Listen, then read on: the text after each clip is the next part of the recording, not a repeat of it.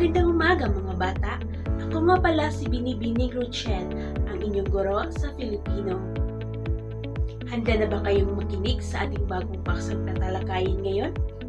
Pero bago ang lahat, babalikan muna natin ang ating tinalakay ng una nating pagkikita. Balik-aral. Ano ang ating tinalakay ng una nating pagkikita? Magaling, ang ating tinalakay ay tungkol sa pandiwa. Ano ang pandiwa? Magaling, ang pandiwa ay nagsasaad ng kilos at galaw ng tao, hayop o bagay. Magbigay ng halimbawa ng pandiwa. Mahusay. Nagwawalis si Ana sa kanilang bahay. Ano ang pandiwa sa pangungusap? Magaling. Nagwawalis ay pandiwa dahil ito ay nagsasaad ng kilos.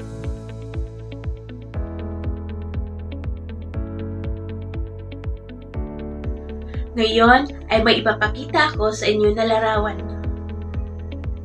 Tignan ninyo ang larawan. Ano ang ginawa ng bata?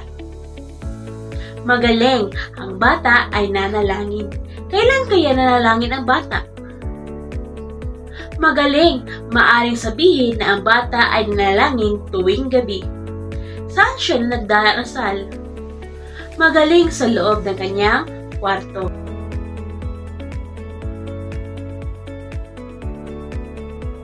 Meron akong hinahandang pangungusap. Basahin niyo ang pangungusap. Una, araw-araw naliligo sina Ana at Roy upang makaiwas sa sakit.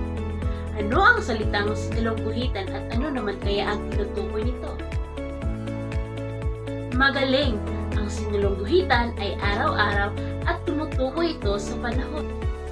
Pangalawa, sa parke naglalaro ang mga bata ng tayaan.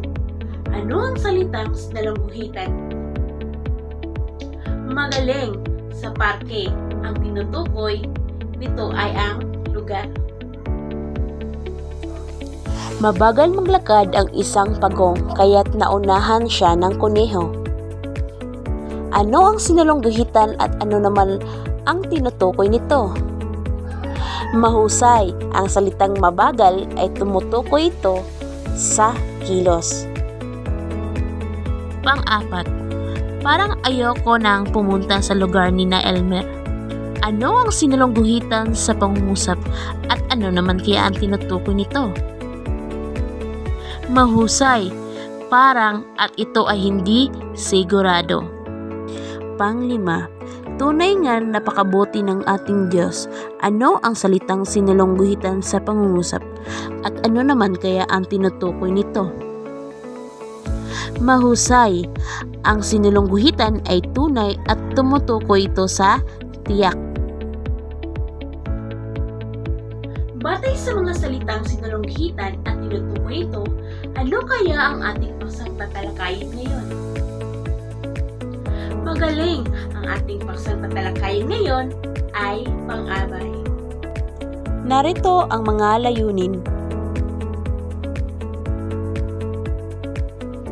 Ang unang layunin ay nagbibigay ng kahulugan ang salitang pang-abay.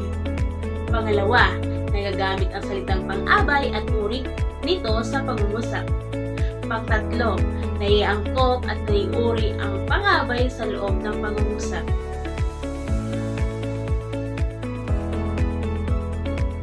Ano ang pang-abay?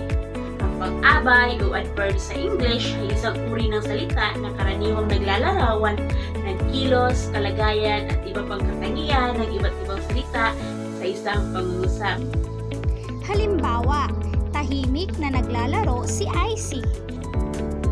Ang salitang kilos sa pangungusap na to ay naglalaro at ang pang-abay naman ay ang salitang tahimik. Ang pang-abay na tahimik ay naglalarawan sa salitang kilos na naglalaro. Pangalawang halimbawa, si Lito ay mabilis na kumuha ng bunga. Ang salitang kilos sa pangungusap na ito ay kumuha at ang salitang naglalarawan sa kumuha ay mabilis. Ito ang pang-abay sa pangungusap. Naglalarawan ito kung paano niya kinuha ang bunga. maingat na pinukpok ni Kiso ang pako. Ang salitang kilos dito ay pinukpok at ang pang-abay na naglalarawan dito ay ang salitang maingat. Ang salitang maingat ay naglalarawan sa paraan ng pagpukpok ni Kiso ng pako. Sa panghalimbawa ng pangungusap, kumuha kami ng gulay sa tumana.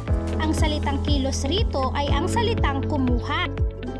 At ang pang-abay naman ay ang salitang sa tumana. Tumutukoy ito kung saan naganap ang isang kilos. Karagdagang halimbawa, naglibot si Lira sa bahay ko. Ang salitang kilos dito ay ang salitang naglibot at ang pang-abay ay sa bahay ko. Ito ay tumutukoy kung saan naganap ang isang kilos. Narito ang mga uri ng pang-abay. Una, panlunan.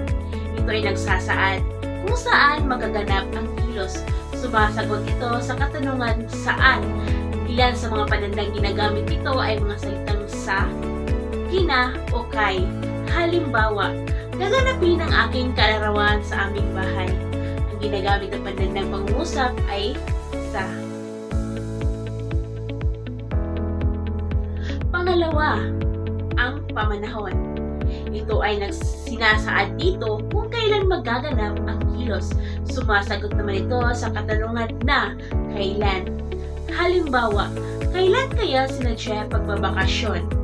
Ang ginagamit na panandang sa pangungusap ay kailan. Pangtatlo, ito ay pamamaraan. Ito ay sinasaad naman ito kung paano ginagawa ang kilos na nagsasaad sa pandiwa. Sumasagot naman ito sa katanungan na paano. Pang-apat, pang-agham. Ito ay nagpapahiwatig na hindi o kawalan ng katiyakan sa pagganap ng kilos ng pandiwa. Ilan sa mga halimbawa nito ang mga salitang marahil, siguro, tila, baka, wari, parang, at iba pa. Halimbawa, parang nagbabago ang takbo ng hangin. Ang ginagamit ay salitang parang. Panglima, panggaano. Ito ay tumutukoy sa bilang o dami ng sinasaad ng bandiwa at ito ay nagsasaad ng timbang, bigat o sukat. Sumasagot ito sa tanong na gaano o ilan. Pang-anim, panang-ayon. Ito ay nagsasaad ng pagsang-ayon. Ginagamit dito ang mga salitang oo, opo, tunay, sadya, talaga, syempre.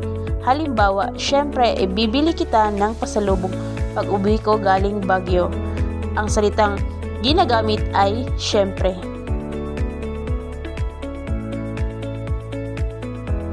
Ngayon ay tukuyin nyo kung ano ang pang-abay at ang uri nito. Una, magbabakasyon kami sa Laguna sa isang linggo. Ang sagot ay sa Laguna. Ito ay tumutukoy sa panlunan. Pangalawa, araw-araw ay pupunta si nanay sa palengke. Ang sagot ay araw-araw ito ay tumutukoy sa pamanahon. Pangtatlo, mabagal maglakad ang alagang pagong ni Tino. Ang sagot ay mabagal ito ay pamaraan. Pang-apat, wari ko'y nasa kanto ng mga kaibigan ko. Sagot ay wari ito ay pang-agham.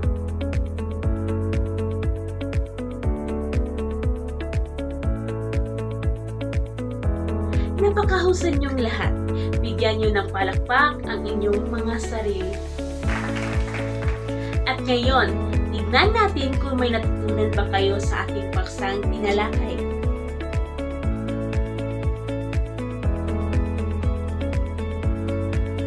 Ano nga ulit yung pang-abay?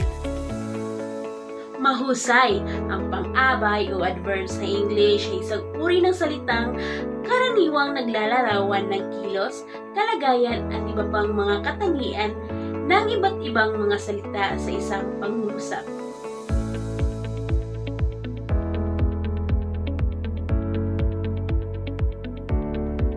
Ano-ano ang uri ng pang-abay? Mahusay. Ang mga uri ng pang-abay ay ito ang panlunan, pamanahon, pamaraan, pang-agham, pang-ano at pang-ayon. Ngayon ay kumuha kayo ng 1/4 na papel at sagutin ang mga sumusunod. Basahin ninyo ang panuto.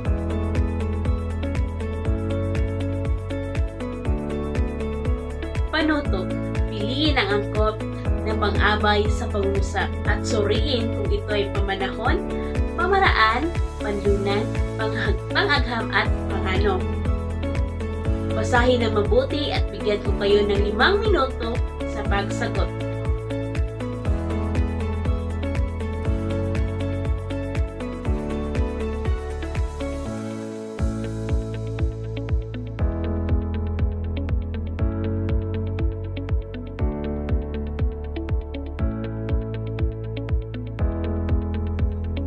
Pagkatapos ninyong sagutan ay ipapasa ninyo dito sa harapan ng inyong mga papel dahil ito ay magsisilbing attendance ninyo ngayong araw. Meron pa ba kayong mga katanungan? Meron ba kayong natutunan sa ating aralin ngayon? Mahusay! Ikinagagalak ko na mayroon kayong natutunan sa ating aralin ngayon. Maraming salamat sa iyong pakikinig. Nga ulit si Binibining Rochelle. Bye-bye!